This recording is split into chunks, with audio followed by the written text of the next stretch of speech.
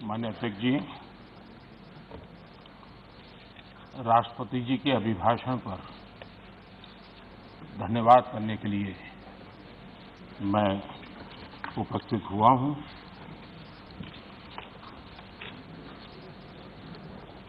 आदरणीय राष्ट्रपति जी ने अपने भाषण में आत्मनिर्भर भारत को लेकर के और आकांक्षी भारत को लेकर के गत दिनों के जो प्रयास हैं उसके संबंध में विस्तार से बात कही है। मैं सभी आदरणीय सदस्यों का बहुत आभार व्यक्त करता हूं जिन्होंने इस महत्वपूर्ण भाषण पर अपनी टिप्पणी की, अपने विचार रखे।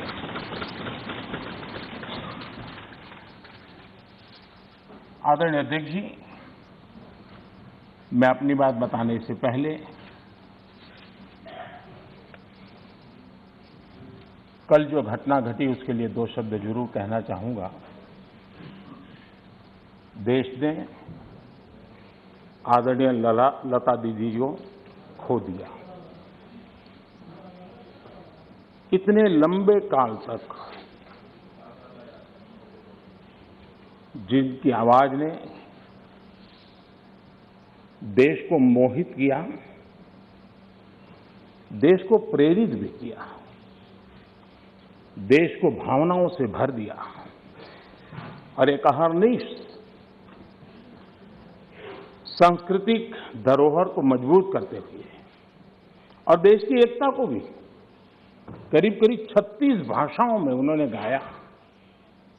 ये अपने आप में भारत की एकता और अखंडता के लिए भी एक प्रेरक उदाहरण है। मैं आज आदरणीय लता दीदी जी को आदरपूर्वक श्रद्धांजलि देता हूं। आदरणीय अध्यक्ष जी, इतिहास इस बात का गवाह है कि द्वितीय विश्व युद्ध के बाद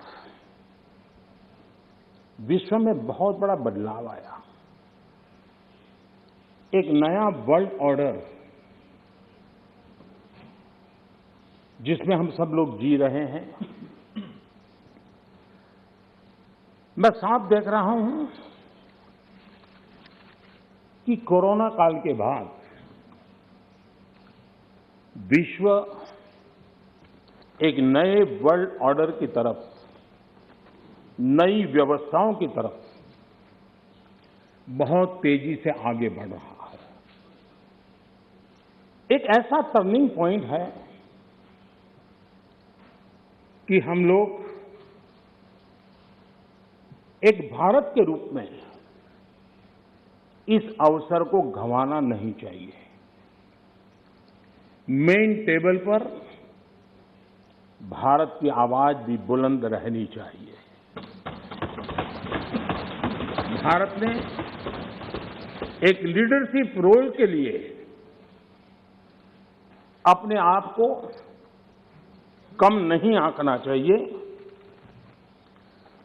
और इस परिप्रेक्ष्य में आजादी का अमृत महोत्सव, आजादी के 75 साल अपने आप में एक प्रेरक अवसर है। उस प्रेरक अवसर को लेकर के, नए संकल्पों को लेकर के देश जब आजादी के 100 साल मनाएगा तब तक हम पूरे सामर्थ्य से, पूरी शक्ति से, पूरे समर्पण से, पूरे संकल्प से देश को उस जगह पर लेके पहुंचेंगे। ये संकल्प का समय है। आदरणीय अध्यक्ष जी, बीते वर्षों में देश ने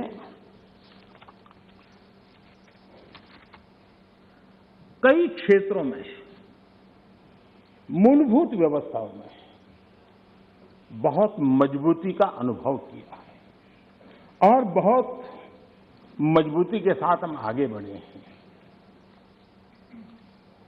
प्रधानमंत्री आवास योजना गरीबों को रहने के लिए घर हो। ये कार्यक्रम तो लंबे समय से चला है, लेकिन जो गति, जो व्यापकता, विशालता, विविधता उसने उसमें स्थान पाया, उसके कारण आज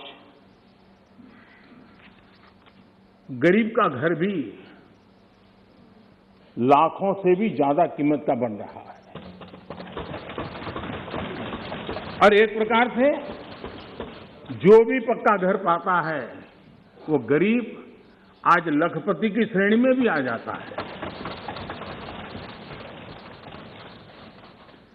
चूल्हे के धुएं से जलती हुई आंखों के साथ काम करने वाली मां को, गरीब मां को, और जिस देश में घर में गैस कनेक्शन हो यह स्टेटस सिंबल बन चुका था, उस देश में गरीब के घर में गैस का कनेक्शन हो, धुएं वाले चूल्हे से मुक्ति हो, तो उसका आनंद कुछ और ही होता है। हमारी माताएं बहनें उनका पूरा प्लीज दादा, प्लीज बैठिए। आपको मैंने पर्याप्त मौका दिया, तरीका ठीक नहीं है। दादा नहीं, दादा को बीच बीच में मौका देना चाहिए, क्योंकि दादा उम्र के इस पड़ाव में भी बचपना का मजा लेते रहते हैं।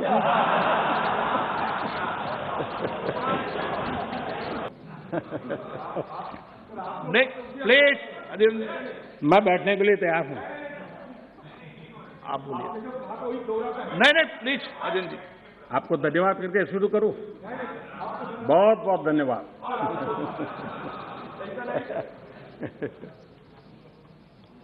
आपका प्यार अजरा अमर रहे।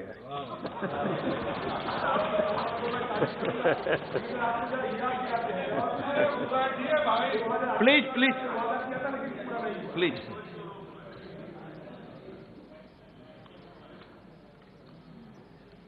आजादी के इतने सालों के बाद गरीब के घर में भी जब रोशनी होती है तो उसकी खुशियां देश की खुशियों को ताकत देती हैं।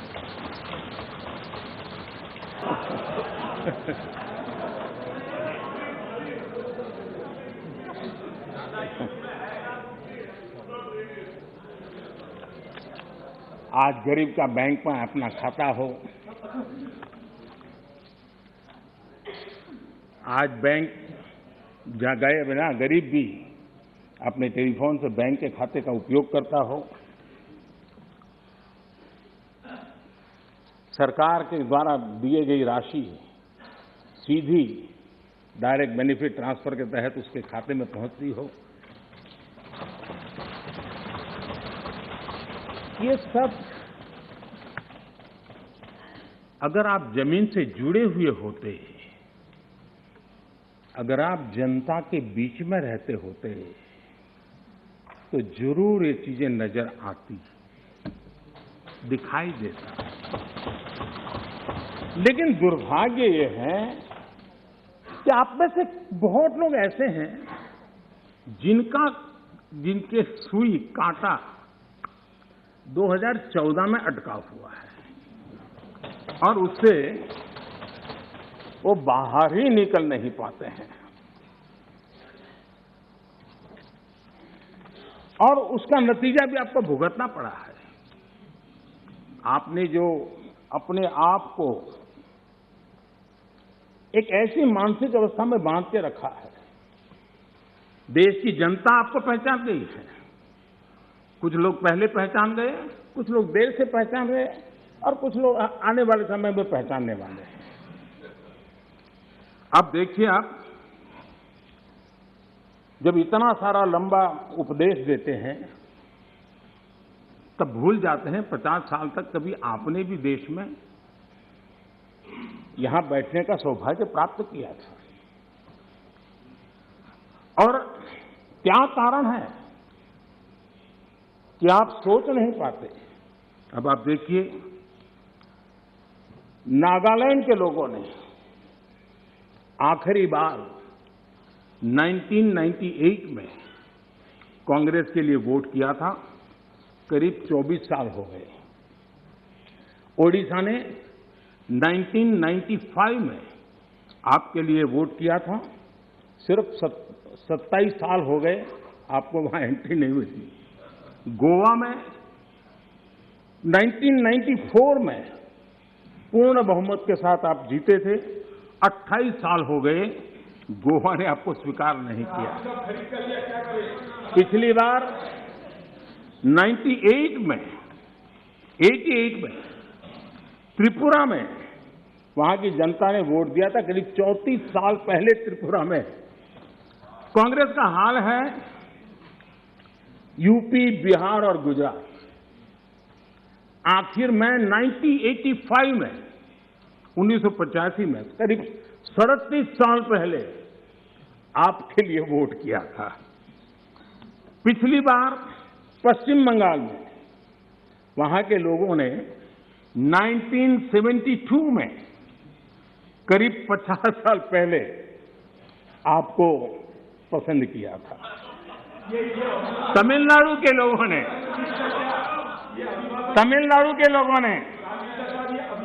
प्लीज तमिलनाडु, मैं इसके लिए सहमत हूं। कागज लेके बाद में बोल लेना। अगर आप उस मर्यादा का पालन करते और इस जगह का उपयोग न करते, और बड़ा दुर्भाग्य देश का कि सदन जैसी पवित्र जगह देश के लिए काम आनी चाहिए, उसको दल के लिए काम में लेने का जो प्रयास हो रहा है, और उसके कारण जवाब देना हमारी मजबूरी बन जाती है।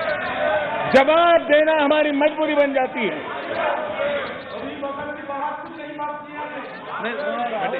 माननीय अध्यक्ष जी, तमिलनाडु आखिर में 1962 में, यानी करीब 60 साल पहले आपको मौका मिला था। तेलंगाना बनाने का श्रेय लेते हैं, लेकिन तेलंगाना बनने के बाद भी वहां की जनता ने आपको स्वीकार नहीं किया। झारखंड का जन्म हुआ, 20 साल हो गए, पूर्ण रूप से कांग्रेस को स्वीकारते नहीं है, पिछले दरवाजे से वो घुसने का प्रयास करते हैं। माननीय अध्यक्ष जी, सवाल चुनाव नतीजों का नहीं है, सवाल उन लोगों की नीयत का है, उनकी नेक दिली का है कि इतने बड़े लोकतंत्र में इतने साल तक शासन में रहने के बाद देश की जनता हमेशा हमेशा के लिए उनको क्यों नकार रही है, और जहां भी ठीक से लोगों ने राह पकड़ ली, दोबारा आपको प्रवेश करने नहीं दिया है।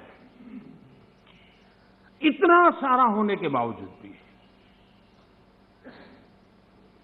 हम तो एक चुनाव हार जाए ना, महीनों तक न जाने इकोसिस्टम क्या क्या करती है। इतना सारा पराजय होने के बावजूद भी न आपका अहंकार जाता है, न आपकी इकोसिस्टम आपके अहंकार को जाने देती है।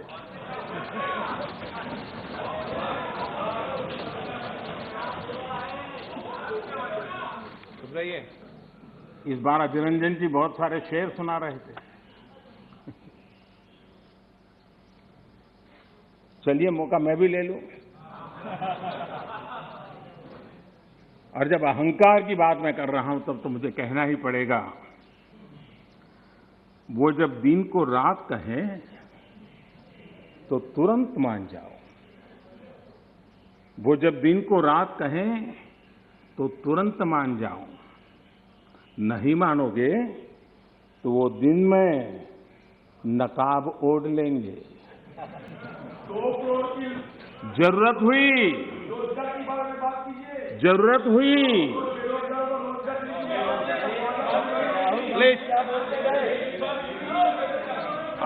जरूरत हुई तो हकीकत को थोड़ा बहुत मरोड़ लेंगे।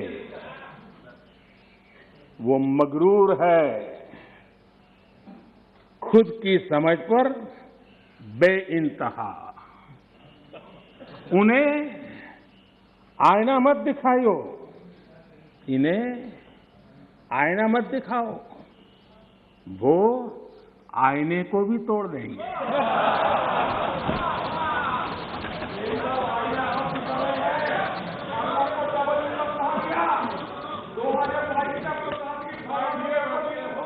Please please please please please.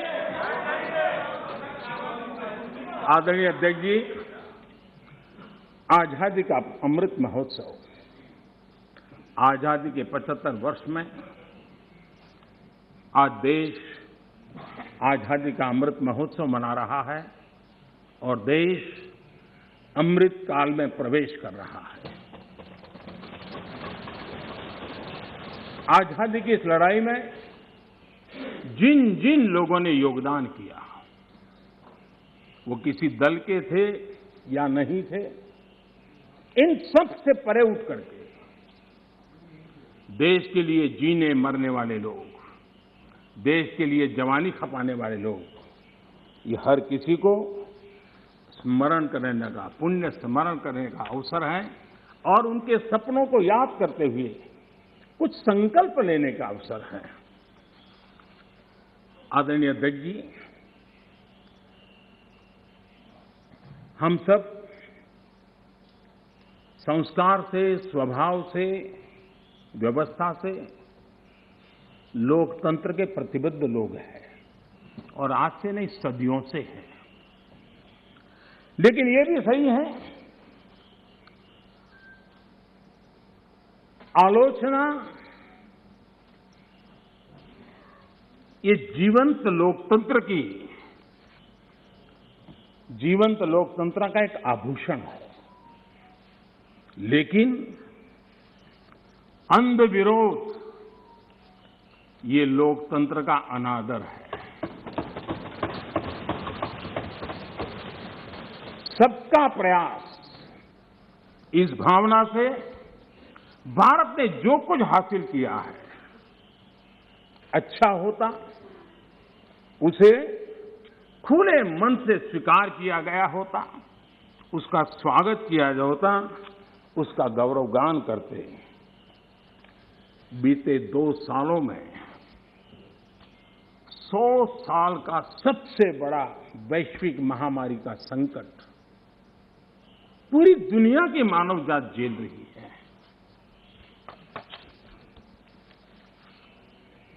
जिन्होंने भारत के अतीत के आधार पर ही भारत को समझने का प्रयास किया, उनको तो आशंका थी, कितना बड़ा विशाल देश, इतनी बड़ी आबादी, इतनी विविधता, ये आदतें, ये स्वभाव, शायद ये भारत इतनी बड़ी लड़ाई नहीं लड़ पाएगा, भारत अपने आप को बचा नहीं पाएगा, यही उनकी सोच थी। लेकिन आज स्थिति क्या है? मेड इन इंडिया कोविड टीके, कोविड वैक्सीन दुनिया में सबसे प्रभावी है। आज भारत 100% पहली डोज इस लक्ष्य के निकट करीब करीब पहुंच रहा है और लगभग 80% सेकंड डोज उसका पड़ाव भी पूरा कर लिया है।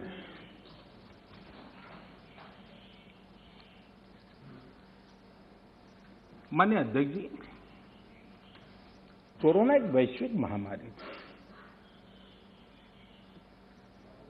लेकिन उसे भी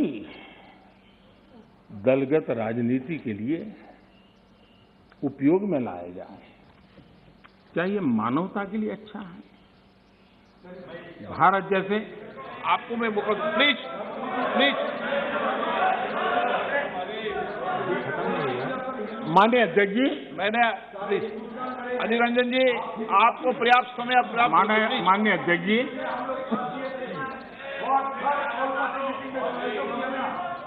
प्लीज प्लीज। माननीय अध्यक्ष जी, मैंने तो किसी का नाम नहीं दिया।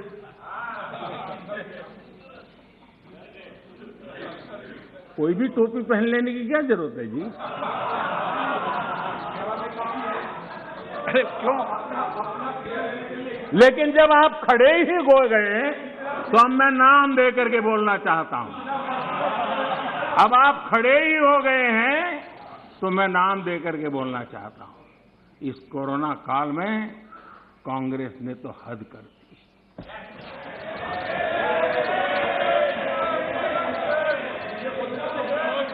पहली लहर के दौरान मौका दूंगा आपको, प्लीज।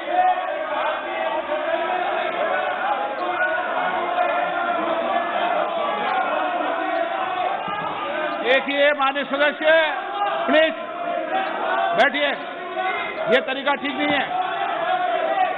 आपको मैंने पर्याप्त, प्लीज बैठिए, please please please please please. माननीय अध्यक्ष जी, अभी तो मैंने सिर्फ इतना का हद कर दी। प्लीज। पहली लहर के दौरान आपको मैंने देश जब पर्याप्त अवसर दिया था, लॉकडाउन का पालन कर रहा था, जब WHO दुनिया भर के लोगों को सलाह देता था, सारे हेल्थ एक्सपर्ट कह रहे थे कि जो जहां है वहीं पर रुके। सारी दुनिया में ये संदेश दिया जाता था, क्योंकि मनुष्य जहां जाएगा, अगर वो कोरोना से संक्रमित है तो कोरोना साथ ले जाएगा। तब कांग्रेस के लोगों ने क्या किया, मुंबई के रेलवे स्टेशन पर खड़े रह करके मुंबई छोड़कर जाने के लिए प्रोत्साहित करने के लिए मुंबई में श्रमिकों को टिकट दिया गया, मुफ्त में टिकट दिया गया, लोगों को प्रेरित किया गया कि जाओ महाराष्ट्र में हमारे पर जो बोझ है वो जरा कम हो, और जाओ तुम उत्तर प्रदेश के हो, तुम बिहार के हो, जाओ वहां कोरोना फैलाओ। आपने ये बहुत बड़ा पाप किया, अफरा तफरी का माहौल खड़ा कर दिया। आपने हमारे श्रमिक भाइयों बहनों को अनेक परेशानियों में धकेल दिया। और माननीय अध्यक्ष जी, उस समय दिल्ली में ऐसी सरकार थी जो है, उस सरकार ने तो जीप पर माइक बांध करके दिल्ली की झुग्गी झोपड़ी में गाड़ी घुमा करके लोगों को कहा संकट बड़ा है, भागो, गांव जाओ, घर जाओ। और दिल्ली से जाने के लिए बसें दी, आधे रास्ते छोड़ दिया और श्रमिकों को लिए अनेक मुसीबतें पैदा की। और उसका कारण हुआ कि यूपी में, उत्तराखंड में, पंजाब में जिस कोरोना की इतनी गति नहीं थी, इतनी तीव्रता नहीं थी, इस पाप के कारण कोरोना ने वहां भी अपनी लपेट में ले लिया। माननीय अध्यक्ष जी, ये कैसी राजनीति है? मानव जात पर संकट के समय ये कैसी राजनीति है? ये दलगत राजनीति कब तक चलेगी? आदरणीय अध्यक्ष जी, कांग्रेस के इस आचरण से सिर्फ मैं ही नहीं, पूरा देश अचंभित है। 2 साल से देश 100 साल के सबसे बड़े संकट से मुकाबला जूझ कर रहा है। कुछ लोगों ने जिस प्रकार का व्यवहार किया, देश उससे सोच में पड़ गया है। क्या ये देश आपका नहीं है? क्या ये देश के लोग आपके नहीं हैं? क्या उनके सुख दुख आपके नहीं हैं?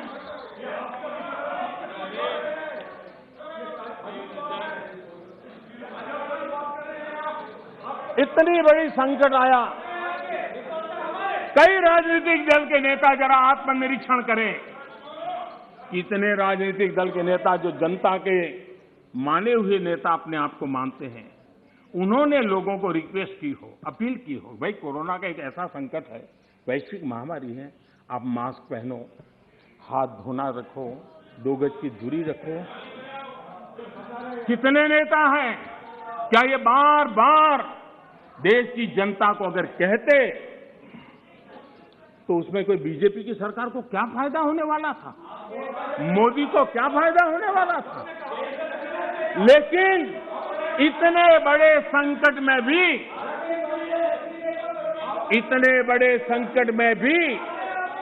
इतना सा पवित्र काम करने से भी चूक गए।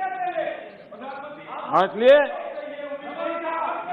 माननीय अध्यक्ष जी, कुछ लोग हैं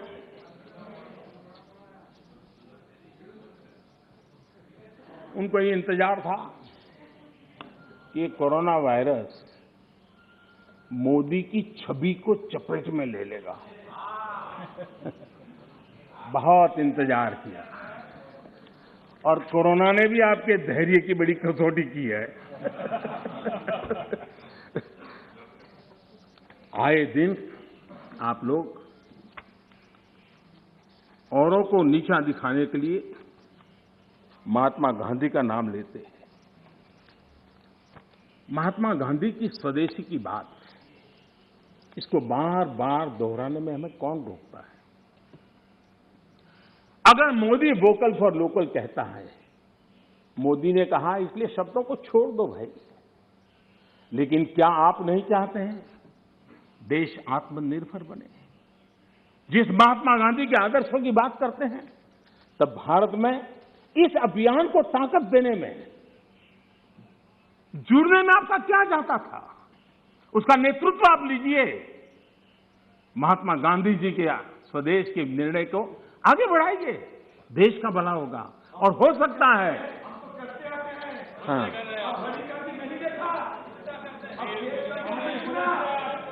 आप महात्मा गांधी के सपनों को सच होते देखना नहीं चाहते।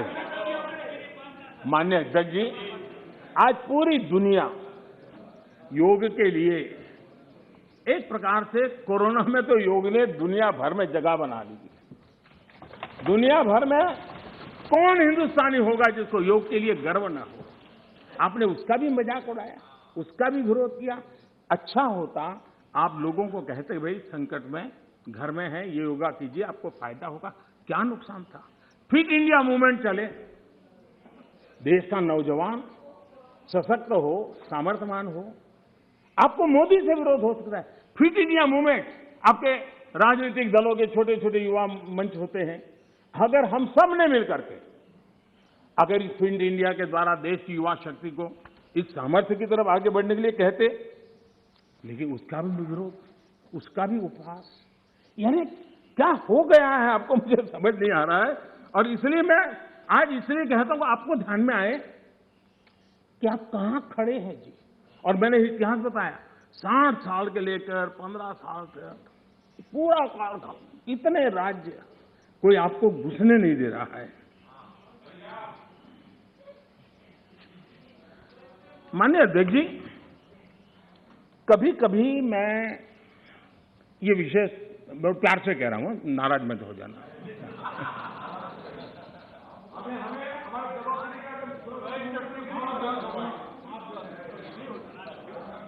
मुझे कभी कभी माननीय अध्यक्ष जी ये विचार आता है, उनके बयानों से, उनके कार्यक्रमों से, उनके कर्तृत्व से, जिस प्रकार से आप बोलते हैं, जिस प्रकार से मुद्दों से जुड़ते हैं, ऐसा लगता है कि आपने मन बना लिया है कि 100 साल तक सत्ता में नहीं आना है।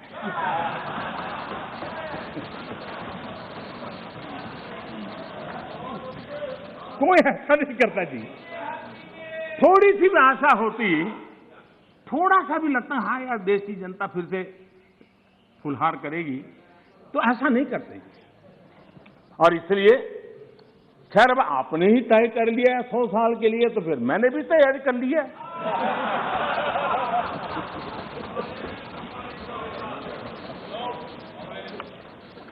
माननीय अध्यक्ष जी,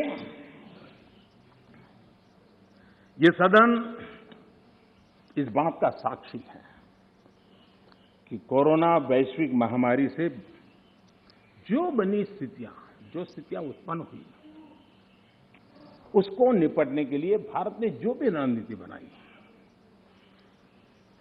उसको लेकर के डे वन से क्या क्या नहीं कहा गया, किस किसने क्या बोला, आज वो खुद देखेंगे तो उनको हैरानी हो जाएगी ऐसा कैसे बुलवा लिया, किसने बुलवा लिया, पता नहीं क्या बोल दिए हम लोग।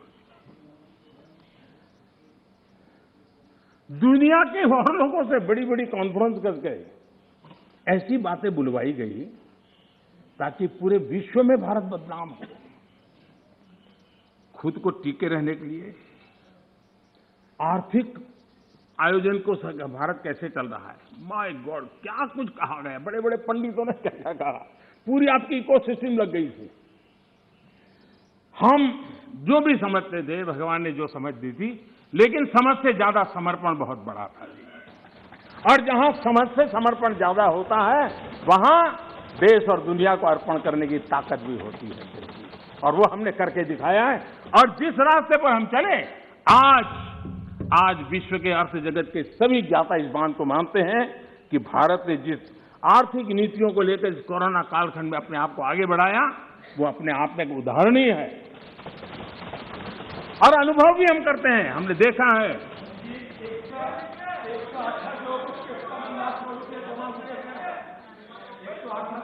माननीय जी, भारत आज दुनिया की, माननीय अध्यक्ष जी, भारत आज दुनिया की जो बड़ी इकोनॉमीज है उसमें सबसे तेजी से विकसित हो रही बड़ी अर्थव्यवस्था है।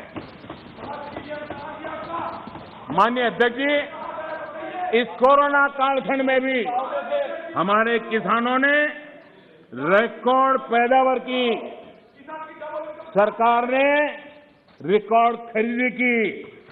दुनिया के अनेक देशों में जहां खाने का संकट पैदा हुआ, और आपको पता होगा 100 साल पहले जो आपदा आई थी उसके जो रिपोर्ट है उसमें ये बात कही गई है कि बीमारी से मरने वालों की जैसी तादाद है वैसी भूख से मरने वालों की भी बड़ी तादाद है। उस समय के 100 साल पहले की रिपोर्ट में है।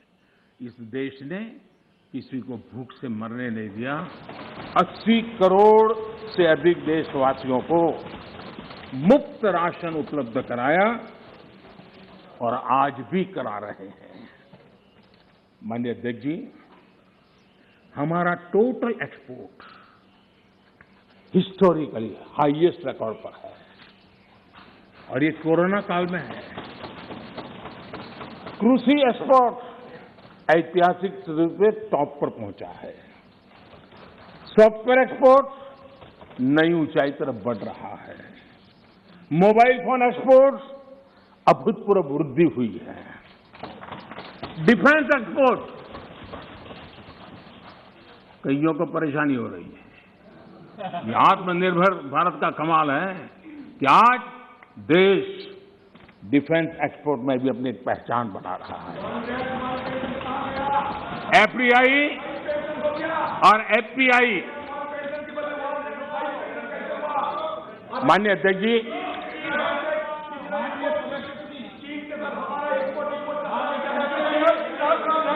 माननीय सदस्य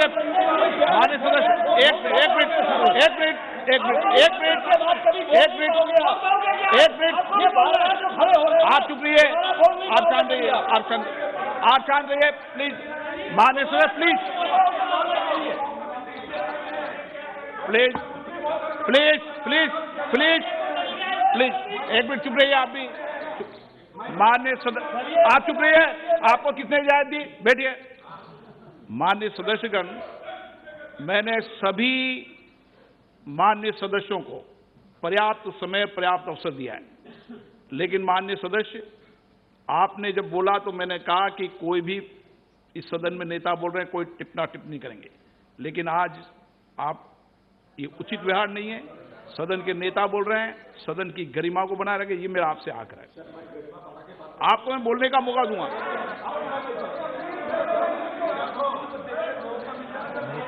ठीक है, आप बैठिए, आपको मौका नहीं दिया मैंने। माननीय प्रधानमंत्री,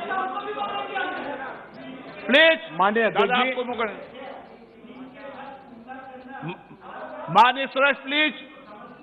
माननीय हाँ अध्यक्ष जी, समझेंगे, समझाएंगे, आप पूरा सुनो, सब समझाएंगे। सदन में थोड़ी बहुत टोका टोकी तो आवश्यक होती है, जरा गर्मी रहती है, लेकिन जब सीमा के बाहर जाता है तो जरा लगता है कि हमारे साथी ऐसे हैं। माननीय अध्यक्ष जी, उनकी पार्टी के एक एमपी ने चर्चा की शुरुआत की थी और यहां से कुछ छोटा मोटा नोकझोंक चल रहा था और मैं मेरे कमरे से स्क्रीन पे देख रहा था कि हमारे मंत्री प्रहलाद जी पीछे गए, सबको रोका और वहां से चैलेंज आई कि अगर हमें रोकोगे तो तुम्हारे नेता का ये हाल करेंगे।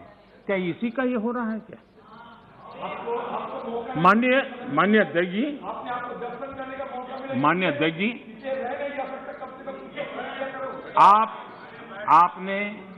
आपको अब हर एक को अपना सीआर सुधारने की कोशिश तो करनी चाहिए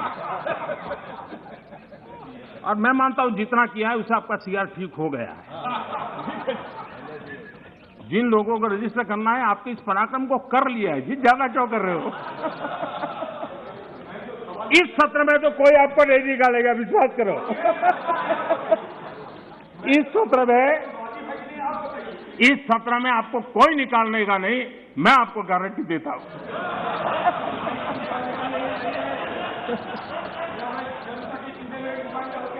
ठीक है, इस जगह से अरे वे ऐसे ही बच गए हो।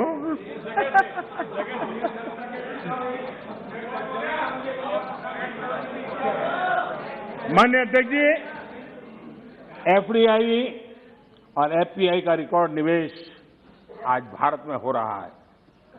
रिन्यूएबल एनर्जी के क्षेत्र में आज हिंदुस्तान दुनिया के टॉप 5 कंट्रीज में है। माननीय अध्यक्ष जी, ये सब इसलिए संभव हुआ है कि कोरोना काल में इतना बड़ा संकट सामने होने के बावजूद भी अपने कर्तव्य को निभाते हुए इस संकट के काल में देश को बचाना है तो रिफॉर्म जरूरी थी और हमने वो जो रिफॉर्म किए उसका परिणाम है कि आज हम इस तरीके से स्थिति पर आगे पहुंचे। माननीय अध्यक्ष जी, एमएसएमई सदस्य प्लीज सहित आप बैठिए। हर उद्योग को गलत तरीका है आपका, जरूरी सपोर्ट दी, बैठिए, ऐसे नहीं चलेगा। नियमों को, प्रक्रियाओं को सरल किया। आत्मनिर्भर भारत का जो मिशन है उसको हमने चरितार्थ करने के लिए भरपूर कोशिश की। ये सारी उपलब्धियां ऐसे हालत में देश ने हासिल की हैं जब अंतर्राष्ट्रीय स्तर पर आर्थिक जगत में बहुत बड़ी उथल पाथल आज भी चल रही है। सप्लाई चेन पूरी तरह चरमरा गई है। लॉजिस्टिक सपोर्ट में अनेक संकट पैदा हुए हैं।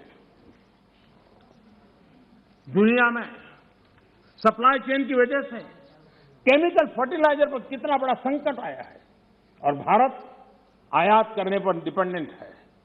कितना बड़ा आर्थिक बोझ देश पर आया है। पूरी विश्व में हालत पैदा हुई है, लेकिन भारत ने किसानों को इस पीड़ा झेलने के लिए मजबूर नहीं किया। भारत ने वो सारा बोझ देश ने अपने कंधों पर उठाया और किसान को ट्रांसफर नहीं होने दिया है।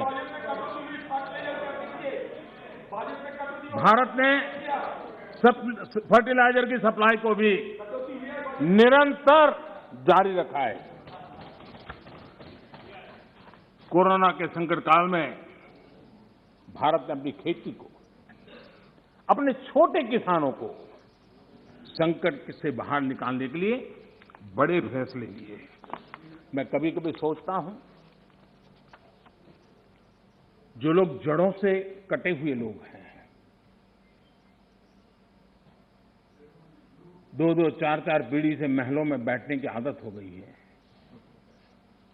वो देश के छोटे किसानों की क्या समस्या है वो समझ ही नहीं पाए। उनके अगल बगल में जिन किसानों की उनकी पहुंच थी, उससे आगे देख नहीं पाए हैं। और मैं कभी ऐसे लोगों को पूछना चाहता हूं कि छोटे किसानों के प्रति आपकी इतनी नफरत क्यों है? क्या आप छोटे किसानों के कल्याण के लिए आप रोड़े अटकाते रहते हो? छोटे किसानों को इस संकट में डालते हो? माननीय अध्यक्ष जी, अगर गरीबी से मुक्ति चाहिए तो हमें हमारे छोटे किसानों को मजबूत बनाना होगा। ग्रामीण अर्थव्यवस्था को मजबूत बनाना है तो हमारे छोटे किसानों को मजबूत बनाना होगा।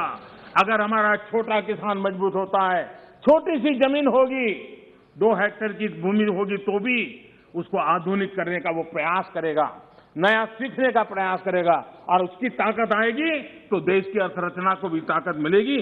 और इसलिए आधुनिकता के लिए छोटे किसानों की तरफ ध्यान देने का हमारा प्रयास है।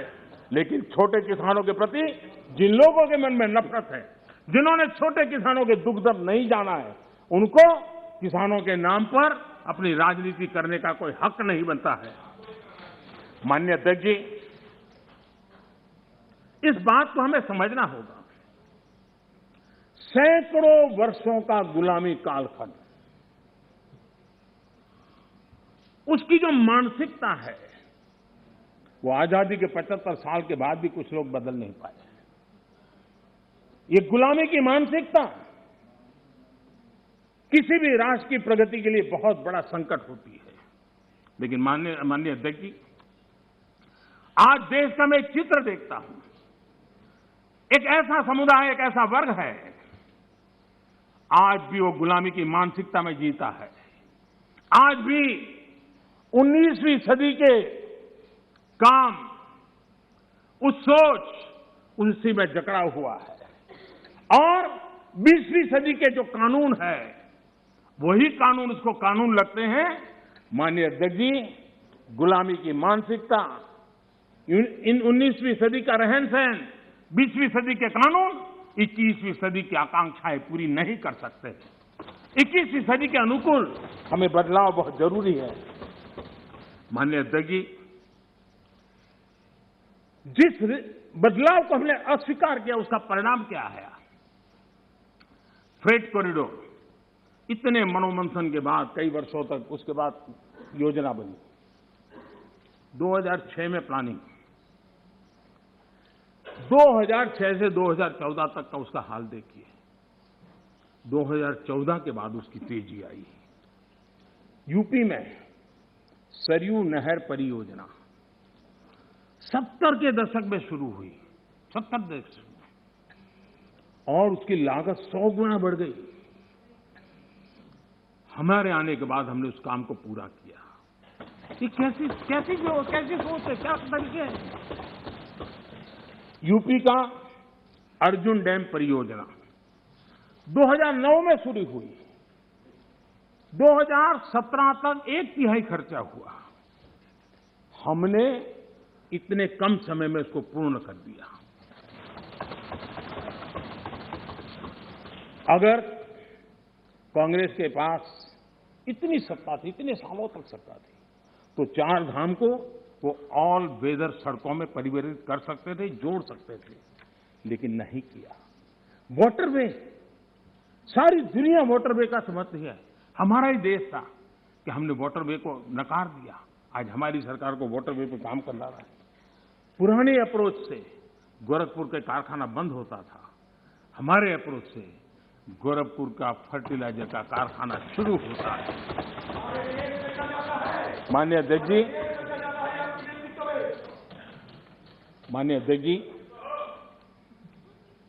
ये लोग ऐसे हैं जो जमीन से कटे हुए हैं, उसके कारण उनके लिए फाइल की मूवमेंट, फाइल में सिग्नेचर करके कौन अगला मुलाकाती आएगा, उसी के इंतजार में जो रहते हैं। आपके लिए फाइल सब कुछ है, हमारे लिए 130 करोड़ देशवासियों का लाइफ महत्वपूर्ण है। आप फाइल में खोए रहे, हम लाइफ बदलने के लिए जी जान से जुटे हुए लोग। आज उसी का परिणाम है। प्रधानमंत्री गति शक्ति मास्टर प्लान एक हॉलिस्टिक अप्रोच, टुकड़ों में नहीं। एक आधा काम वहां आ रहा है, रोड बन रहा है, फिर बिजली वाला आकर के खुदाई करता है, वो ठीक होता है, फिर पानी वाला आकर के खुदाई करता है। उस सारी समस्याओं से बाहर आकर के हमने डिस्ट्रिक्ट लेवल तक गति शक्ति मास्टर प्लान की दिशा में हम काम कर रहे हैं। उसी प्रकार से हमारा देश की विशेषता को देखते हुए मल्टी मॉडल ट्रांसपोर्ट सिस्टम, उस पर हम बड़ा जोर दे रहे हैं और कनेक्टिविटी पर इसके आधार पर हम जोर दे रहे हैं।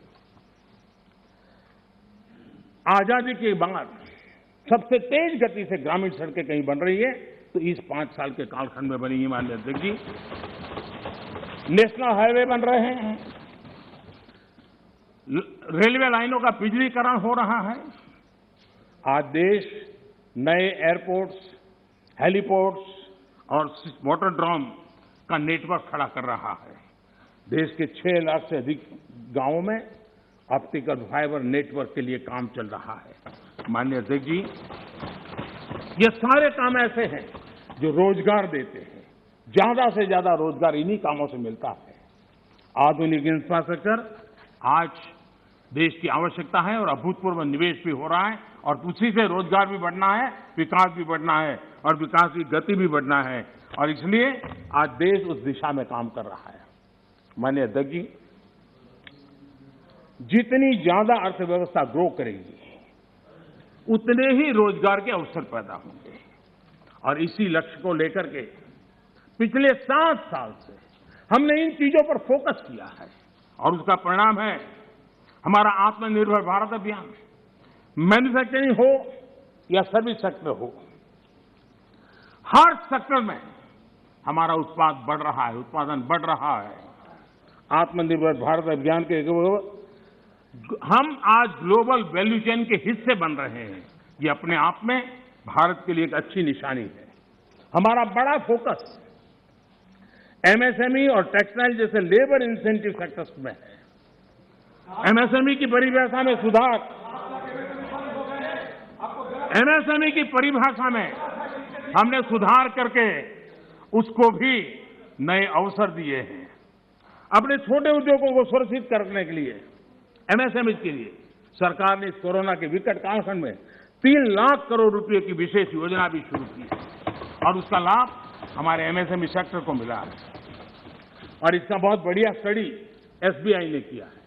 एसबीआई का स्टडी कहता है कि 13.5 लाख एमएसएमई इस योजना के कारण बर्बाद होने से बच गए हैं। एसबीआई का स्टडी कहता है 1.5 करोड़ नौकरियां बची हैं और करीब 14% एमएसएमई लोन्स के कारण एनपीए होने की जो संभावना थी उससे बच गए हैं। माननीय अध्यक्ष जी, जो सदस्य जमीन पर जाते हैं वो इसके प्रभाव को देख सकते हैं।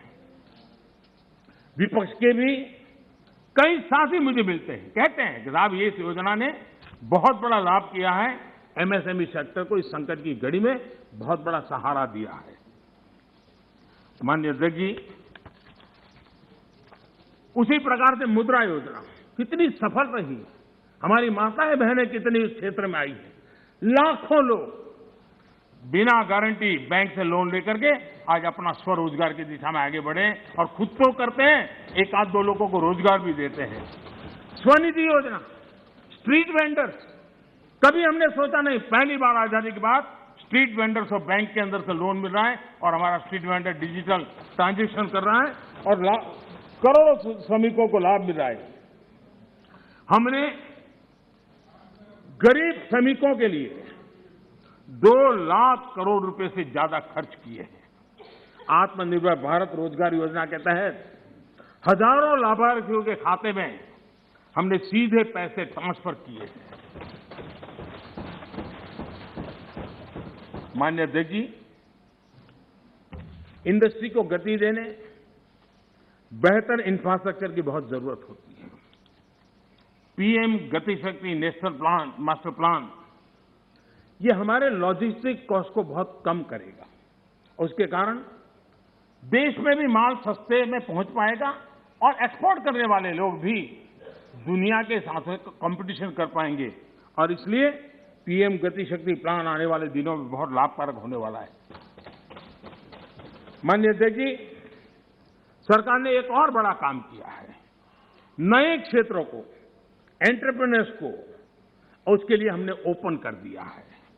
आत्मनिर्भर भारत योजना के तहत स्पेस, डिफेंस, ड्रोन्स, माइनिंग को, प्राइवेट सेक्टर को आज देश के विकास में भागीदार बनने के लिए हमने निमंत्रित किया है। देश में एंटरप्रेन्योर्स के लिए बेहतर माहौल बनाने के लिए सिंपल टैक्स सिस्टम की शुरुआत, हजारों कंप्लायंसेस हमारे देश में आदत ऐसी हुई, हर डिपार्टमेंट ये लाओ, वो लाओ, ये कागज लाओ, वो नाम लाओ, वो सारा करीब 25,000 कंप्लायंसेस हमने खत्म किए हैं। आज मैं तो राज्यों से भी आग्रह करूंगा कि वे भी ढूंढ के ऐसे कंप्लायंसेस खत्म करें। देश के नागरिकों को परेशानी हो रही है, उसको समझे हम लोग। आज देश में इस प्रकार के बैरियर्स हटाए जा रहे हैं। डोमेस्टिक इंडस्ट्री को लेवल प्ले फील्ड देने के लिए एक के बाद एक कदम हम उठाते जा रहे हैं। माननीय अध्यक्ष जी, आज देश उस पुरानी अवधारणा से बाहर निकल रहा है। हमारे देश में सोच बन गई कि सरकार ही भाग्य विधाता है, तुम्हें सरकार पर ही निर्भर रहना पड़ेगा, तुम्हारी आशा अपेक्षाएं कोई पूरी नहीं कर सकता है, सरकार ही करेगी, सब कुछ सरकार देगी। ये हम लोगों ने इतना ईगो पाल के रखा था और उसके कारण देश के सामर्थ्य को भी चोट पहुंची है। और इसलिए सामान्य युवा के सपने, युवा कौशल, उसके रास्ते हम नए सिरे से सोचना शुरू किया। सब कुछ सरकार करती है ऐसा नहीं है, देशवासियों की ताकत अनेक गुना ज्यादा होती है। वो सामर्थ्य के साथ अगर संकल्प के साथ जुड़ जाते हैं तो परिणाम मिलता है। अब देखिए, 2014 के पहले हमारे देश में सिर्फ 500 स्टार्टअप थे। जब अवसर दिया जाता है देश के नौजवानों को तो क्या परिणाम आता है। इन 7 साल में 2014 के पहले 500 स्टार्टअप, इस 7 साल में 60,000 स्टार्टअप इस देश में काम कर रहे हैं। ये मेरे देश के युवाओं की ताकत है और उसमें यूनिकॉर्न बन रहे हैं और एक एक यूनिकॉर्न यानी हजारों करोड़ की उसकी वैल्यू तय हो जाती है। माननीय अध्यक्ष जी, और बहुत ही कम समय में भारत के यूनिकॉर्न सेंचुरी बनाने की दिशा में आगे बढ़ रहे हैं। ये बहुत बड़ा अचीवमेंट। हजारों करोड़ की कंपनी बनने में पहले दशकों लग जाते थे। आज हमारे नौजवानों की ताकत है, सरकार की नीतियों के कारण साल 2 साल के अंदर हजारों करोड़ के कारोबार को उनके आसपास वो देख पा रहे हैं। आज माननीय अध्यक्ष जी, हम स्टार्टअप्स, यूनिकॉर्न्स में, इस मामले में दुनिया में टॉप 3 में पहुंच गए हैं। कौन हिंदुस्तानी होगा जिसको गर्व नहीं होगा। लेकिन ऐसे समय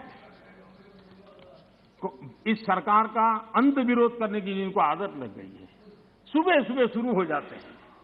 और यहां मैंने देखा, हमारे अधीर रंजन जी कह रहे थे, क्या रखा है, मोदी मोदी मोदी मोदी करते रहते हो, है यही कर रहे थे। हाँ, सब लोग मोदी मोदी मोदी बोल रहे हैं, आप क्यों बोल रहे हैं?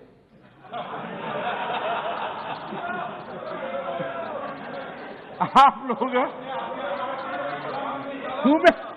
सुबह होते ही शुरू हो जाते हैं। एक पल, आप लोग एक पल मोदी के बिना नहीं बिता सकते। अरे मोदी तो आपकी प्राण शक्ति है। मोदी जी प्रधानमंत्री के लिए मोदी का नाम तो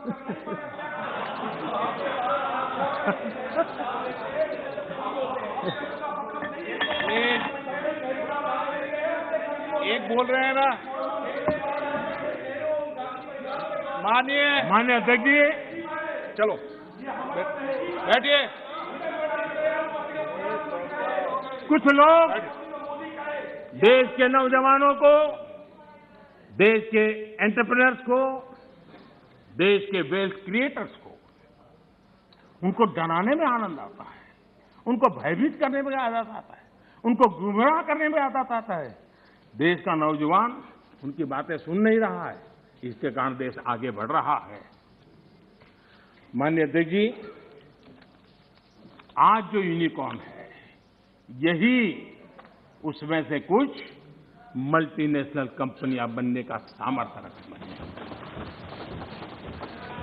लेकिन कांग्रेस में ऐसे लोग बैठे हैं जो कहते हैं, जो हमारे उद्यमी हैं उनके लिए कहते हैं, और आपको भी जानकर के आश्चर्य होगा, क्या कहते हैं? वो कहते हैं ये उद्यमी लोग कोरोना वायरस का वेरिएंट, बताइए क्या हो गया? हमारे देश के उद्यमी एक कोरोना वायरस के वेरिएंट है क्या? हम क्या बोल रहे हैं? किसके लिए बोल रहे हैं? कोई जरा आपके अंदर बैठे तो जरा बोलो तो सही, ये क्या हो रहा है? पार्टी का नुकसान हो रहा है, कांग्रेस पार्टी का नुकसान हो रहा है।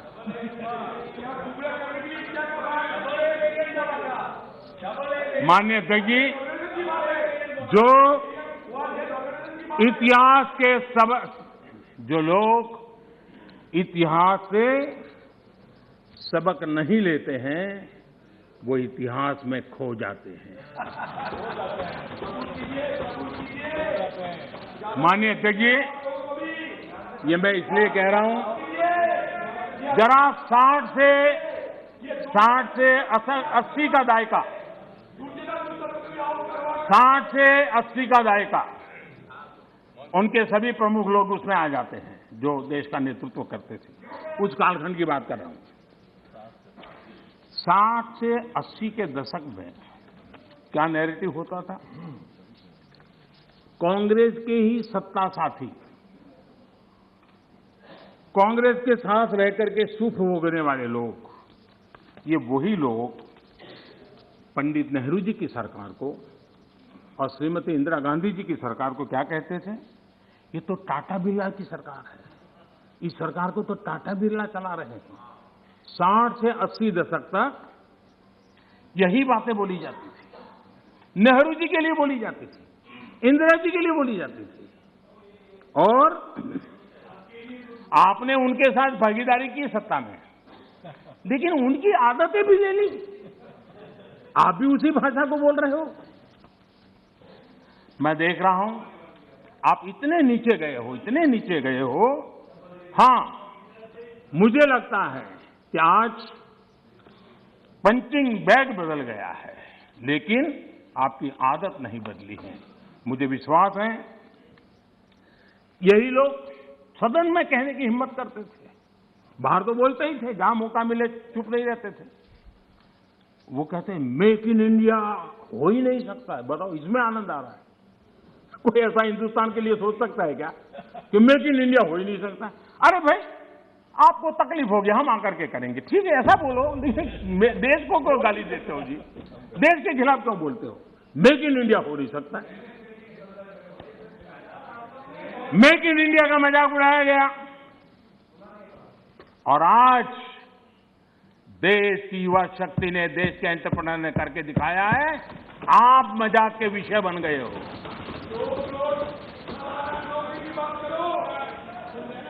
और मेक इन इंडिया की सफलता आप लोगों को कितना दर्द दे रही है, ये मैं भली भांति समझ पा रहा हूं। माननीय अध्यक्ष जी, मेक इन इंडिया से कुछ लोगों को तकलीफ इस बात के लिए है क्योंकि मेक इन इंडिया का मतलब है कमीशन के रास्ते बंद, मेक इन इंडिया का मतलब है भ्रष्टाचार के रास्ते बंद, मेक इन इंडिया का मतलब है तिजोरी भरने के रास्ते बंद, और इसलिए मेक इन इंडिया का ही विरोध करो। भारत के लोगों के सामर्थ्य को नजरअंदाज करने का पाप, देश के लघु उद्यमियों के सामर्थ्य का अपमान, देश के युवाओं का अपमान, देश की इनोवेटिव क्षमता का अपमान। माननीय अध्यक्ष जी, देश में इस प्रकार का नकारात्मकता का, निराशा का वातावरण, खुद निराश है, खुद सफल नहीं हो पा रहे हैं, इसलिए देश को असफल होने करने के जो खेल चल रहे हैं, उसके खिलाफ देश का नौजवान बहुत जाग चुका है, जागरूक हो चुका है। माननीय अध्यक्ष जी, पहले जो सरकार चलाते थे और जिन्होंने 50 साल तक देश की सरकारें चलाई, मेक इन इंडिया को लेकर उनका क्या रवैया था? सिर्फ डिफेंस सेक्टर को हम देखें तो सारी बातें समझ आती थी, वो क्या करते थे, कैसे करते थे, क्यों करते थे, किसके लिए करते थे। पहले सालों में क्या होता था, नए इक्विपमेंट खरीदने के लिए प्रोसेस चलती थी, सालों तक चलती थी, और जब फाइनल निर्णय होता था तब वो चीज पुरानी हो जाती थी। अब बताइए देश का क्या बना, आउट ऑफ डेट हो जाती थी और हम पैसे देते थे। हमने इन सारी प्रोसेस को सिंप्लीफाई किया। सालों से पेंडिंग डिफेंस सेक्टर के जो इश्यू थे उसको हमने निपटाने का प्रयास किया। पहले किसी भी आधुनिक प्लेटफॉर्म या इक्विपमेंट के लिए हमें दूसरे देशों की तरफ देखना पड़ता था। जरूरत के समय आपाधापी में आयुध खरीदा जाता था, ये लाओ वो लाओ, कौन पूछता है भाई, हो जाए। यहां तक कि स्पेयर पार्ट्स के लिए भी हम अन्य देशों पर निर्भर रहे हैं। दूसरों पर निर्भर होकर इस देश की सुरक्षा निश्चित नहीं कर सकते। हमारे पास यूनिक व्यवस्था होनी चाहिए, हमारी अपनी व्यवस्था होनी चाहिए। रक्षा क्षेत्र में आत्मनिर्भर होना ये राष्ट्र सेवा का भी एक बहुत बड़ा काम है, और जो मैं देश के नौजवानों को भी आह्वान करता हूं कि आप अपने कैरियर में इस क्षेत्र को चुनिए, हम ताकत के साथ खड़े होंगे। माननीय अध्यक्ष जी, इस बजट में भी हमने ज्यादा से ज्यादा रक्षा उपकरण भारत में ही बनाएंगे, भारतीय कंपनियों से ही खरीदेंगे, ये बजट में प्रावधान किया है। बाहर से लाने के रास्तों बंद करने की दिशा में हम कदम बढ़ाए। हमारी सेनाओं की जरूरत पूरी होने के अलावा हम एक बड़े डिफेंस एक्सपोर्टर बनने का सपना लेकर के चल रहे हैं, और मुझे विश्वास है ये संकल्प भी पूरा होगा। मैं जानता हूं कि रक्षा सौदों में कितनी बड़ी ताकतें पहले अच्छों को खरीद लेती थी, ऐसी ताकतों को मोदी ने चुनौती दी, और इसलिए मोदी पर उनकी नाराजगी नहीं, गुस्सा होना भी बहुत स्वाभाविक है, और उनका गुस्सा प्रकट भी होता रहता है। माननीय अध्यक्ष जी,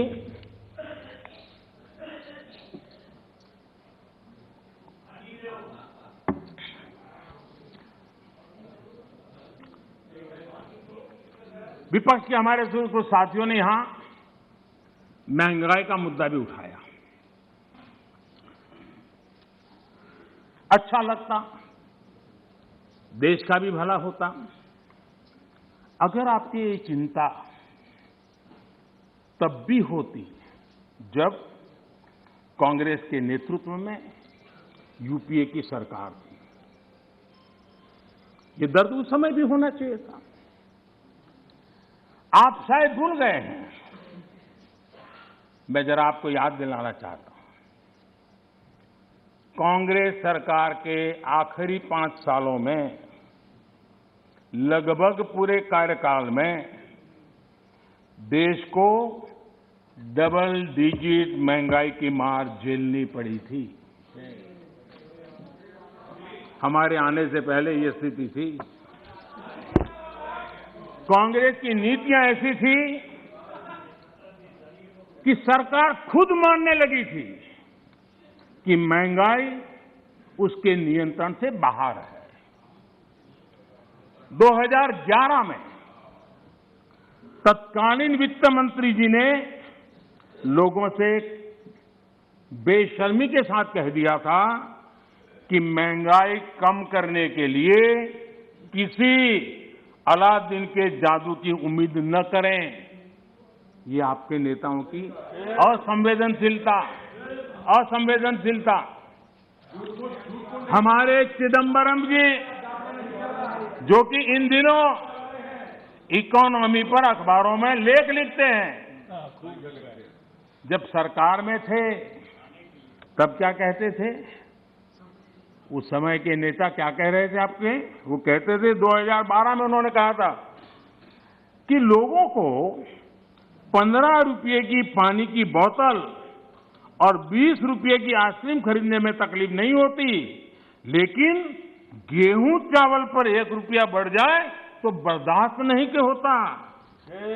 ये आपके नेताओं के बयान, यानी महंगाई के प्रति कितना असंवेदनशील रवैया था, ये चिंता का कारण है। माननीय अध्यक्ष जी, महंगाई देश के सामान्य मानवी से सीधा जुड़ा हुआ मुद्दा है और हमारी सरकार ने, एनडीए सरकार ने पहले दिन से सतर्क और संवेदनशील रह करके इस मसले को बारीकाई से हैंडल करने का प्रयास किया है। और इसलिए हमारी सरकार महंगाई नियंत्रण को अपनी वित्तीय पॉलिसी का प्राथमिक लक्ष्य बनाया हमने। माननीय अध्यक्ष जी, 100 साल में आई इतनी बड़ी महामारी के इस कालखंड में भी हमने प्रयास किया कि महंगाई और जरूरी चीजों की कीमत आसमान न छुए। सामान्य मानवी के लिए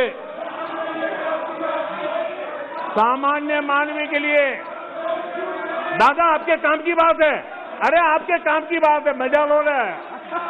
आपके काम आएगा, थोड़ा भी आगे जाऊंगा तो आपके काम आएगा।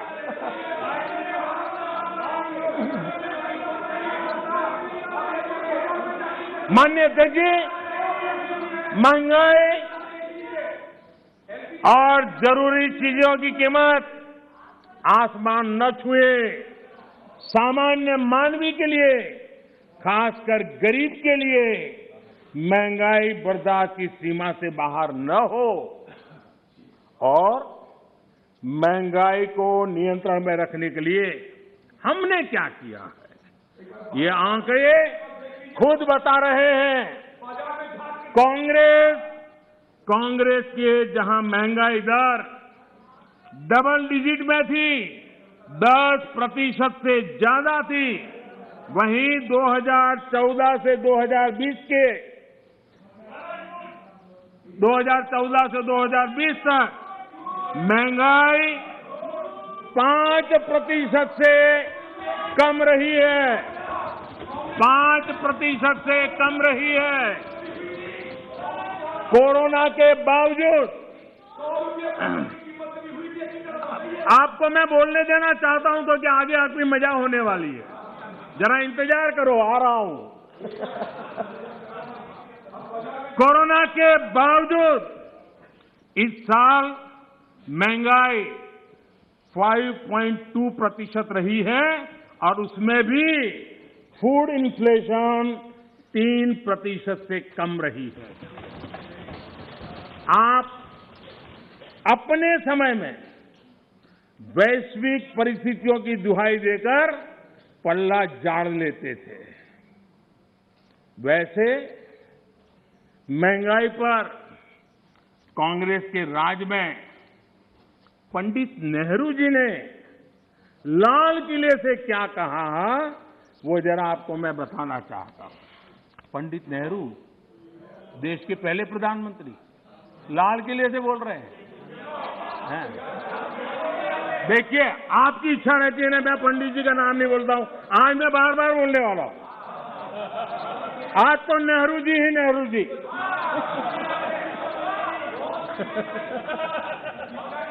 मजा लीजिए आज। आपके नेता कहेंगे मजा आ गया।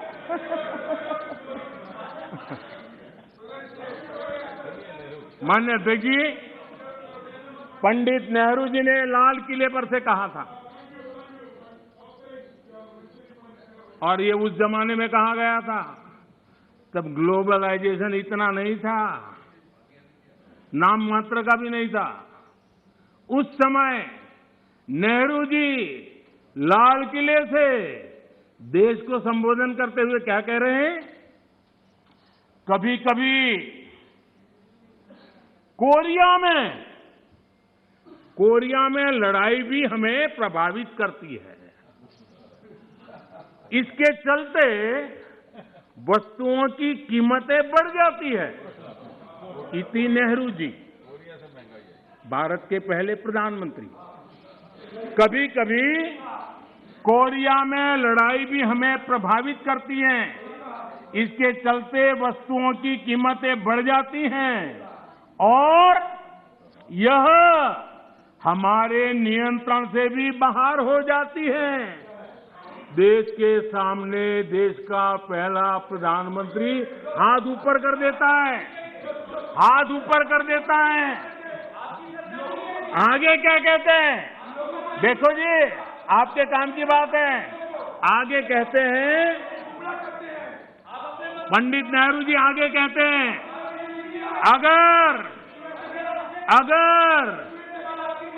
अगर अमेरिका में भी कुछ हो जाता है तो इसका असर भी वस्तुओं की कीमत पर पड़ता है।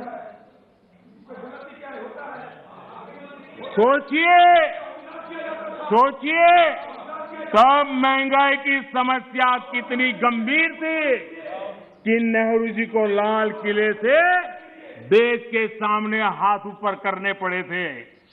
नेहरू जी ने तब कहा था, माननीय अध्यक्ष जी, अगर कांग्रेस सरकार 8 सप्ताह में होती, क्या देश का नसीब है? देश बच गया। लेकिन आज अगर आप होते तो महंगाई कोरोना के खाते में जमा करके झाड़ करके निकल जाते आप लोग। लेकिन हम बड़ी संवेदनशीलता के साथ इस समस्या को महत्वपूर्ण समझ करके उसके समाधान के लिए पूरी ताकत से काम कर रहे हैं। आज दुनिया में अमेरिका और OECD जैसे देशों में, अमेरिका और OECD देशों में महंगाई 7% है, करीब 7%। लेकिन माननीय अध्यक्ष जी, हम किसी पर ठीकरा फोड़ करके भाग जाने वालों में से नहीं है। हम ईमानदारी से प्रयास करने वालों में लोग हैं, जिम्मेवारी के साथ देशवासियों के साथ खड़े रहने वाले लोग हैं। माननीय अध्यक्ष जी, इस सदन में गरीबी कम करने के भी बड़े बड़े आंकड़े दिए गए, लेकिन एक बात भूल गए,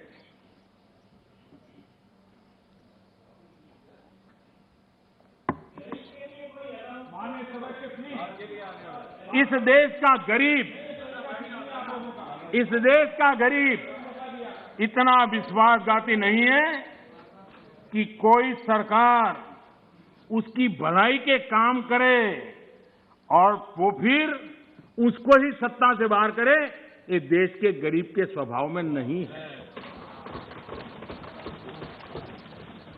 आपकी ये दुर्दशा इसलिए आई क्योंकि आपने मान लिया था कि नारे देकर के गरीबों को अपनी चुंगाल में फंसाए रखोगे, लेकिन गरीब जाग गया, गरीब आपको जान गया। इस देश का गरीब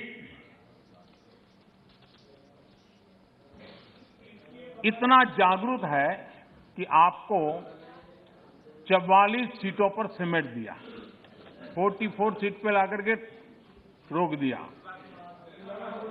कांग्रेस 1971 से गरीबी हटाओ के नारे पर चुनाव जीतती रही। 40 साल बाद गरीबी तो हटी नहीं, लेकिन कांग्रेस कांग्रेस सरकार ने नई परिभाषा दे दी। माननीय अध्यक्ष जी, देश के नौजवानों ने इन बातों को जानना बहुत जरूरी है। और अध्यक्ष जी, आप देखिए कि ये डिस्टर्ब तब करते हैं कि उनको अंदाजा आता है चोट बड़ी गहरी होने वाली है। उनको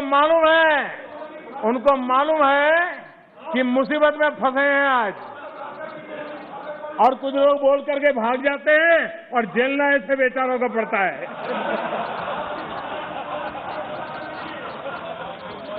माननीय अध्यक्ष जी, 40 साल बाद कांग्रेस, गरीबी तो नहीं हटी, लेकिन गरीबों ने कांग्रेस को हटा दिया। और कांग्रेस ने क्या किया? माननीय अध्यक्ष जी, कांग्रेस ने गरीबी की परिभाषा बदल दी। 2013 में एक ही झटके में उन्होंने कागज पे कमाल करके 17 करोड़ गरीब लोगों को अमीर बना दिया। ये कैसे हुआ? इसकी सच्चाई देश के युवाओं को पता होना चाहिए। मैं आपको उदाहरण देता हूं। आपको मालूम है, हमारे देश में पहले रेलवे में first class, second class, third class होता था। जो फर्स्ट क्लास होता था, एक लाइन लिखी रहती थी दरवाजे के बाजीगर में, सेकंड क्लास में 2 लिखी रहती थी, थर्ड क्लास में 3। इनको लगा ये थर्ड क्लास वाला जरा मैसेज ठीक नहीं है, तो उन्होंने एक लाइन निकाल दी। ये इनके तरीके ऐसे ही हैं, और उनको लगता है कि वो गरीबी हट गई, और उन्होंने सारे उसके बेसिक नॉर्म्स बदल करके कह दिया 17 करोड़ गरीब नहीं गिने जाएंगे। इस प्रकार से आंकड़े बदलने का काम वो करते रहे हैं। माननीय अध्यक्ष जी,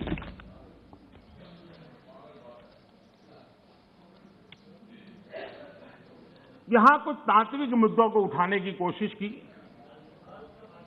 मैंने तो समझने की बहुत कोशिश की, शायद कोई समझ पाया हो, ऐसा तो मुझे अभी कोई मिला नहीं है। लेकिन जो को समझ पाया होगा तो मैं समझने के लिए तैयार हूं। ऐसी कुछ बातें सुनता हूं तो। माननीय अध्यक्ष जी, सदन में राष्ट्र को लेकर बातें हुई। ये बातें हैरान करने वाली है। मैं मेरी बात रखने से पहले एक बात दोहराना चाहता हूं, और मैं कोट कर रहा हूं। यह जानकारी बेहद हैरत में डालने वाली है कि बंगाली, मराठे, गुजराती, तमिल, आंध्र, उड़िया, असमी, कन्नड़, मलयाली, सिंधी, पंजाबी, पठान, कश्मीरी, राजपूत और हिंदुस्तानी भाषा भाषी जनता से बसा हुआ विशाल मध्य भाग कैसे सैकड़ों वर्षों से अपनी अलग पहचान बनाए हैं। इसके बावजूद इन सबके गुण दोष कमोबेश एक से हैं। इसकी जानकारी पुरानी परंपरा और अभिलेखों से मिलती है। साथ ही इस पूरे दौरान वे स्पष्ट रूप से ऐसे भारतीय बने रहे जिनकी राष्ट्रीय विरासत एक ही थी और उनकी नैतिक और मानसिक विशेषताएं भी समान थी। एक कोटेशन है। अध्यक्ष महोदय, हम भारतीयों की इस विशेषता को बताते हुए इस कोटेशन में 2 शब्द गौर करने वाले हैं। राष्ट्रीय विरासत, और ये कोट पंडित नेहरू जी का है। ये बात कही थी नेहरू जी ने, और अपनी किताब भारत की खोज में है। हमारी राष्ट्रीय विरासत एक है, हमारे नैतिक और मानसिक विशेषताएं एक हैं। क्या बिना राष्ट्र के ये संभव है? इस सदन का ये कहकर भी अपमान किया गया कि हमारे संविधान में राष्ट्र शब्द नहीं आता।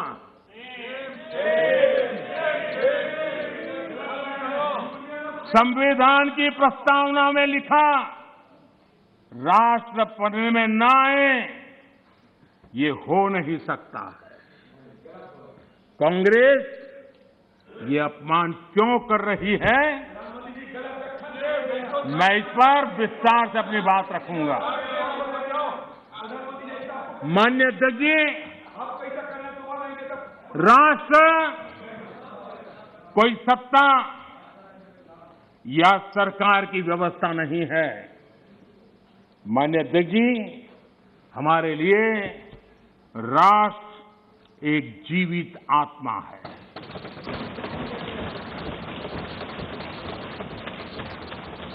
और इससे हजारों साल से देशवासी जुड़े हुए हैं और जूझते रहे हैं।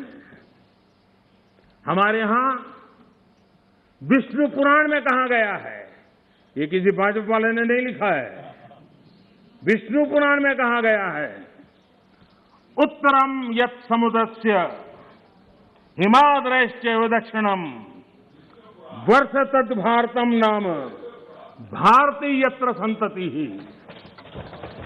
यानी समुद्र के उत्तर में और हिमालय के दक्षिण में जो देश है उसे भारत कहते हैं तथा उनकी संतानों को भारती कहते हैं।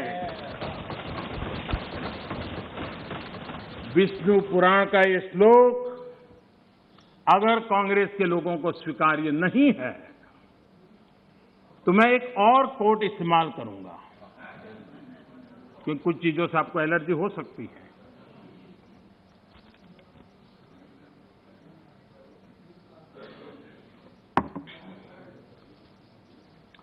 मैं कोट कह रहा हूं, एक क्षण आता है मगर इतिहास में विरल ही आता है जब हम पुराने से बाहर निकलकर नए युग में कदम रखते हैं।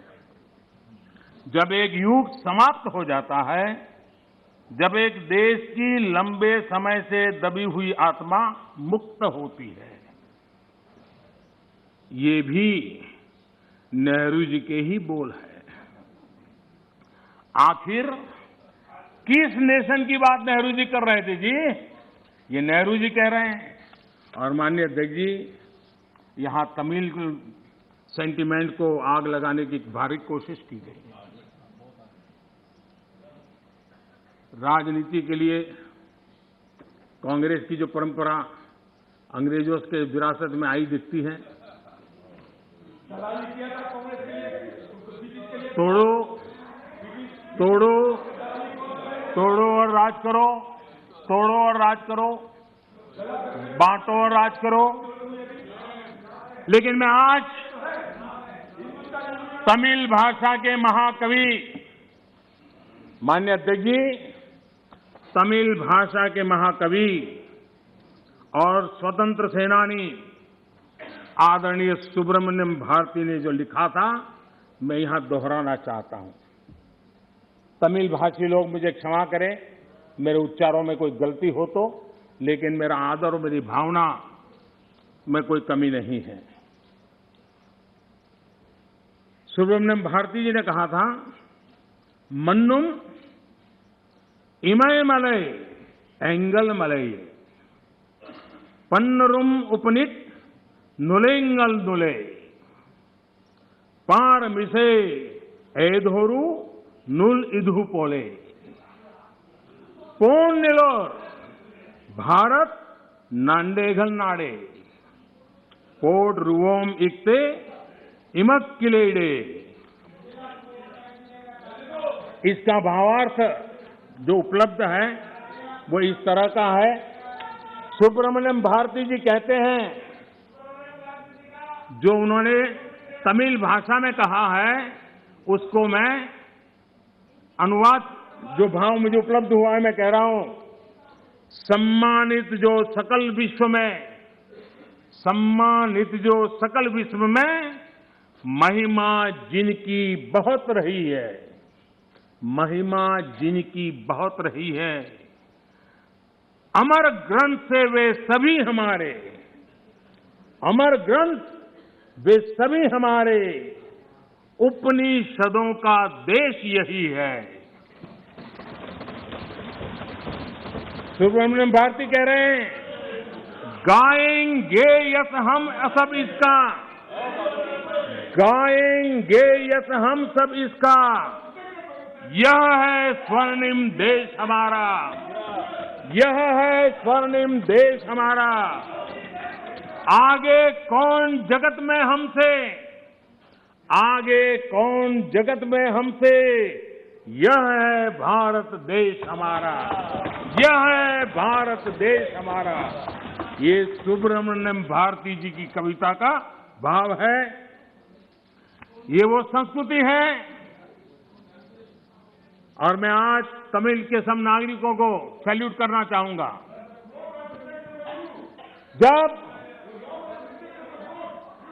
जब हमारे सीडीएस रावत दक्षिण में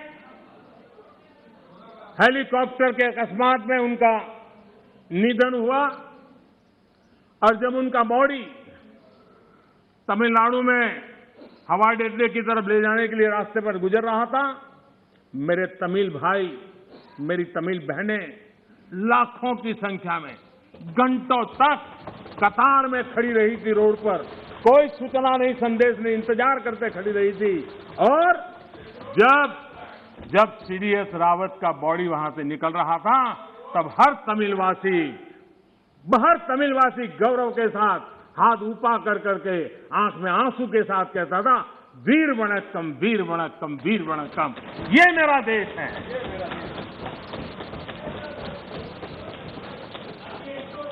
लेकिन कांग्रेस को हमेशा से इन बातों से नफरत रही है। विभाजनकारी मानसिकता उनके डीएनए में घुस गई है। अंग्रेज चले गए, लेकिन बांटो और राज करो, ये नीति कांग्रेस ने अपना चरित्र बना लिया है। और इसलिए ही आज कांग्रेस टुकड़े टुकड़े गैंग की लीडर बन गई है।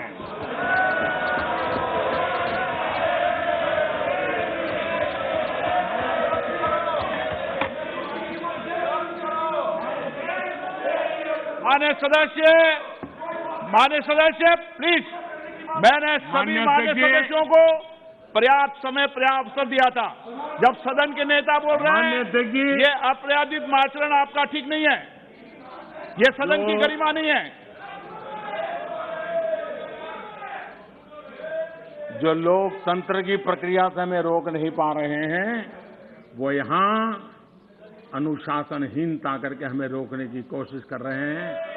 लेकिन इसमें भी विफलता मिलेगी, इसमें भी विफलता मिलेगी। माननीय अध्यक्ष महोदय, कांग्रेस पार्टी का सत्ता में आने की इच्छा खत्म हो चुकी है। लेकिन जब कुछ मिलने वाला नहीं है तो कम से कम बिगाड़ तो दो। ये फिलॉसफी पर आज निराशावादी, लेकिन उस मोह में बर्बाद कर करके छोड़ेंगे। इस मोह में देश में वो बीज बो रहे हैं जो अलगाव की जड़ों को मजबूत करने वाले हैं।